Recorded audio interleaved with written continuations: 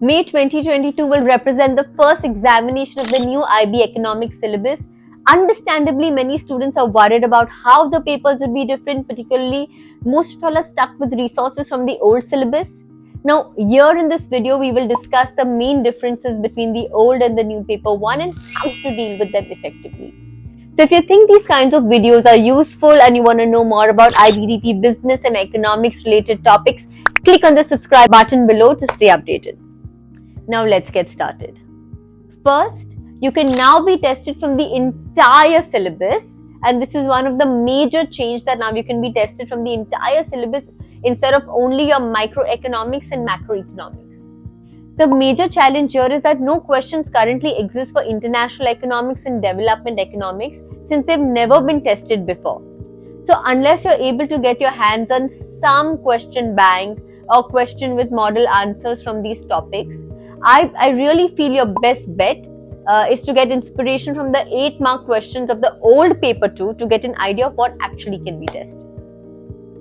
The second change is now you only have to do 1 essay from 3. Now, while it may seem extremely daunting to have essay questions coming from the entire syllabus instead of just microeconomics and macroeconomics, it is technically possible to avoid questions from international economics and development economics since you only have to do 1 out of the 3 questions. Well, now this really means that you will be taking some risk, but if you think you're extremely proficient in micro and macro and focus your attention on mastering these chapters, it is possible not to have to touch upon international or development economics. And like I told you, yes, there is a risk because it really narrows your options, but the lack of practice on international development does not have to be crippling. Third, examples are more important than ever. Examples were already important in the old syllabus, but they have become even more crucial in the new syllabus.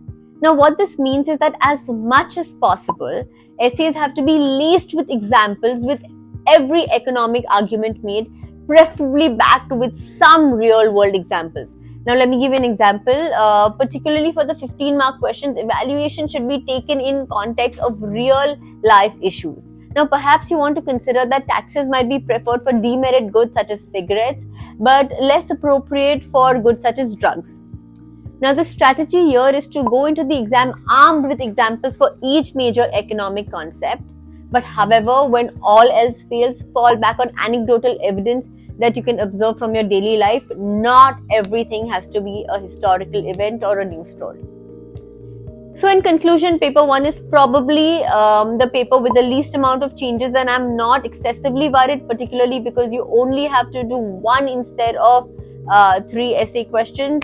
The old syllabus represents a rich source of practice questions, but it could be necessary to seek out additional resources for international and development economics. I hope this was helpful. For more tips on how to effectively answer your IBDP economics questions, follow this playlist. This is Aneri Shah signing off.